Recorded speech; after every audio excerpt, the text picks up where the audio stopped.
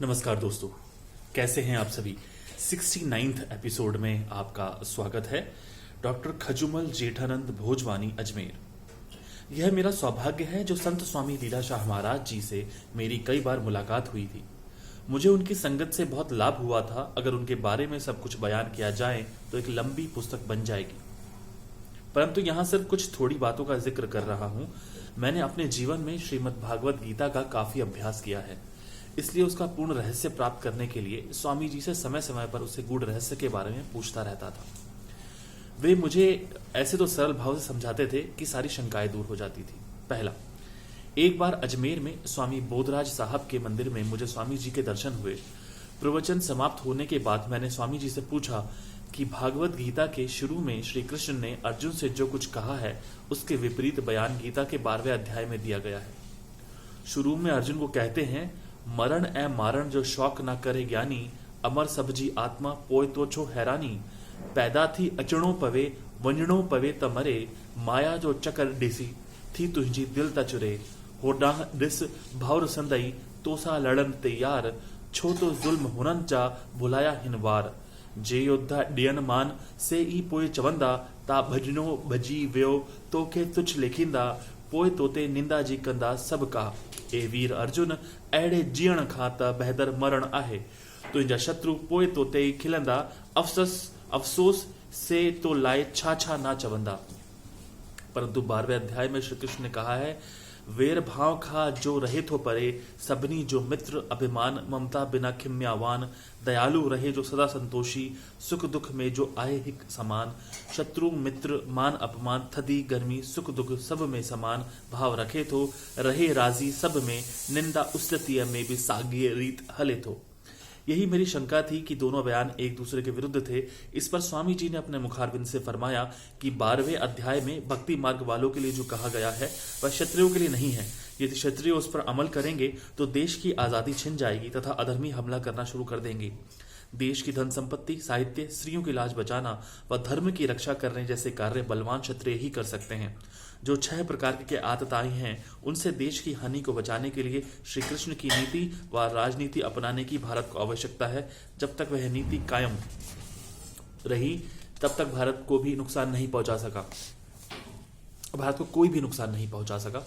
परंतु जैसे ही बुद्ध धर्म की नीति फैली वैसे ही क्षत्रिय इतने क्षीण हो गए कि मोहम्मद गजनवी जैसा शासक जब कुछ मुट्ठी भर लुटेरे अपने साथ लेकर सोमनाथ मंदिर तक आ गया तो रास्ते में कश्मीर, पंजाब, सिंध, राजस्थान, गुजरात व काठियावाड़ आदि भिन्न भिन्न राज्यों के राजाओं की इतनी हिम्मत नहीं हुई कि आते या जाते हुए वे गजनवी को रोक सकें। वे कीमती हीरे, जवाहरात, सोने चांदी के जेवर घोड़ों पर लाद कर अपने साथ ले गया। क्षत्रिय इतने नपुंसक बन गए कि वे कुछ नहीं कर पाए। दुनिया में कहीं भी किसी का ऐसा हश्र नहीं हुआ है जैसा उस समय हिंदुओं का हुआ था। इसलिए क्षत्रियों के लिए भगवान श्री कृष्ण ने विशेष रूप से ऐसा उपदेश दिया है। इससे स्पष्ट होता है स्वामी जी ने इतने गूढ़ रहस्य को भी आसानी से समझा दिया। यह उत्तर मन को संतोषजनक भी लगा। स्वामी जी ऐसे ज्ञानी थे कि श्री कृष्ण जैसे ज्ञानी व राजनीति के ज्ञाता द्वारा अर्जुन की ओर किए गए इशारे भी स्पष्ट रूप से समझा दिए। दूसरी बार स्वामी जी का दर्शन शिव बाग अजमेर में हुआ। जब सत्संग समाप्त हुआ तब उनसे काफी वार्तालाप हुआ। वे स्वयं को पहचानने पर अधिक जोर देते थे तथा उसकी पुष्टि करने के लिए बार बार गुरु साहब का प्रमाण देते थे। कही नानक बिन आपा चीनी, मिटे न भरम की इकाई।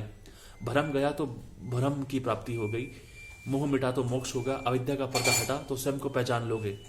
जिसने स्वयं को पहचान लिया उसने परमात्मा को पहचाना। तीसरी बार स्वामी जी का दर्शन दौलत बाग अजमेर में हुआ। सत्संग की समाप्ति के बाद उन्होंने एकांत में बताया कि यदि मन को जीभ द्वारा किसी स्वाद की आदत पड़ गई तो बार बार उस पदार्थ के लिए भटकता रहेगा। अपना ही दृष्टांत देते हुए कहने लगे कि मुझे खाने के लिए सेवैयां मिली, मैं जब भी ध्यान में बैठता तो मन बार बार सेवैयां खाने के लिए इच्छुक हो जाता। तब मन की सजा देने के लिए कहा कि आज बड़ा कटोरा सेवैयों का भरकर तो 2 तो खाऊंगा। मैंने इतनी सेवैयां खाई जो पेट भर गया, फिर भी खाता रहा। अंत में उल्टी आई। तब मन से कहा कि और भी खा, भूखा मत रह। अंत में वह इतना पशेमान हुआ कि उसने खाने से तौबा कर ली तथा इस प्रकार मेरा ध्यान बार बार सेवैयों की ओर भटकने से बच गया। चौथी बार स्वामी जी का दर्शन लोढ़ा धर्मशाला अजमेर में हुआ। प्रवचन समाप्त होने के बाद उनसे मिलना हुआ। स्वामी जी को गरीब बड़ी उम्र की कन्याओं की शादी की खास फिक्र रहती थी। इस बात का जिक्र करते हुए बताने लगे कि एक बार एक श्रद्धालु माता ने मुझे 1 लाख रुपए देने चाहे कि मैं एक ऐसा स्थान बनाऊं कि आपको बड़ी अवस्था में यात्राएं नहीं करनी पड़े तथा आनंद पूर्वक समाधि में बैठकर मौज मनाएं। इस पर मैंने उस माता से कहा कि पानी लेकर आ कि तुम्हें संकल्प दिलाऊं। उसके बाद मैंने उससे कहा कि ये पैसे किसके हुए। माता ने उत्तर दिया कि स्वामी जी आपके। मैंने कहा कि अब इस बार से पलटना नहीं, अब यह मेरी रकम तुम अपने पास रखो तथा समाज में जो बड़ी आयु की कन्याएं हैं जिनका गरीबी के कारण विवाह नहीं हो पा रहा है उनका इस रकम से उद्धार करो, परंतु खबरदार यह मेरा पैसा किसी और काम में लिया तो तुम दोषी बन जाओगी। स्वामी जी ने माता से कहा कि एक ही स्थान पर 3-4 दिन से अधिक नहीं ठहरते हैं। लीलाशाह का बिस्तर कंधे पर तथा रोटी जनता पर। एक स्थान से दूसरे स्थान पर, दूसरे स्थान से तीसरे स्थान पर भ्रमण करना पड़ता है। मुझे मठ मंदिर आदि नहीं बनवाने हैं। यह एक बड़ा बंधन है, आप समझ गई ना। जैसा कहा है वैसा करना। मेरे पैसे लेकर तुम कन्याओं की सहायता करना, मैं यह कार्य तुम पर रखता हूँ। देखो स्वामी जी में इतनी बड़ी त्यागवृत्ति थी कि उन्होंने 1 लाख रुपए भी ठुकरा दिए। सच्चे संतों में जो भी लक्षण होते हैं वे सब स्वामी जी में देखें, ऐसे साधु लाखों में कोई एक होते हैं। 5वीं बार स्वामी जी का दर्शन अजमेर में पुष्कर रोड पर हुआ। दौलत बाग से निकलकर अनासागर के आगे की ओर साधु आश्रम जा रहे थे। पूरे मार्ग पर वार्तालाप करते हुए पैदल ही जा रहे थे। उनकी विशेष रुचि थी स्वास्थ्य को ठीक रखने पर, इसलिए वे नशेदार चीजों से सावधान करते थे। बातों बातों में तंबाकू का सेवन का जिक्र निकला। स्वामी जी ने फरमाया कि जब वह लगभग 14 वर्ष का बालक था तब पोस्ट ऑफिस से पोस्ट कार्ड लेने के लिए खिड़की के पास खड़ा था तथा बीड़ी पी रहा था, तो एकदम पोस्ट मास्टर ने डांटते हुए कहा, लड़के यह क्या कर रहे हो? बीड़ी पीने से 36 प्रकार की हानियां होती हैं। मैंने कहा क्या हानियां हैं? कहने लगे, एक तो रक्त खराब होता है, बस उसका सिर्फ इतना कहना। और मैंने उनसे यह कहा कि दूसरी हानियों के बारे में मत बताएं। जिसका रक्त खराब हुआ उसका सत्यानाश हुआ, फिर कुछ बचेगा ही नहीं। रक्त द्वारा ही इंसान का स्वास्थ्य रहता है, रक्त द्वारा ही इंसान सुशील व शक्तिवान बनता है। मैंने उसी क्षण सब बीड़ियां तोड़कर जमीन पर पटककर पैरों से कुचलकर उन पर थूक दिया, फिर कभी उन्हें नहीं छुआ। अब पाठकगण देखेंगे कि बाल अवस्था में यदि किसी कुसंग में आने से उन्होंने बीड़ी पीना शुरू किया तो पोस्ट मास्टर का उपदेश सुनने से एकदम दृढ़ संकल्प धारण कर उसे छोड़ दिया। यह थी उनकी इच्छा शक्ति, जो आजकल के साधारण बालकों में कम देखने को मिलती है। 6ठी बार स्वामी जी के दर्शन अजमेर में साधु आश्रम से बाहर निकलते समय हुआ था। जंगल की ओर मैं उनके साथ पैदल ही जा रहा था। रास्ते भर में जड़ी बूटियों से होने वाले फायदों के बारे में बता रहे थे। कुछ जड़ी बूटियां उनके पास भी थी। कहने लगे कि आख, नीम, पीपल, तुलसी, नाजू, नींबू आदि से कई बीमारियां जिन्हें डॉक्टर लाइलाज बताते हैं वे ठीक हो सकती हैं। बड़ के पेड़ के बारे में विशेष रूप से बताया कि यह सन्यासी पेड़ है, इसे जटाएं दाढ़ी है, इसकी आयु 1000 वर्ष से भी अधिक है।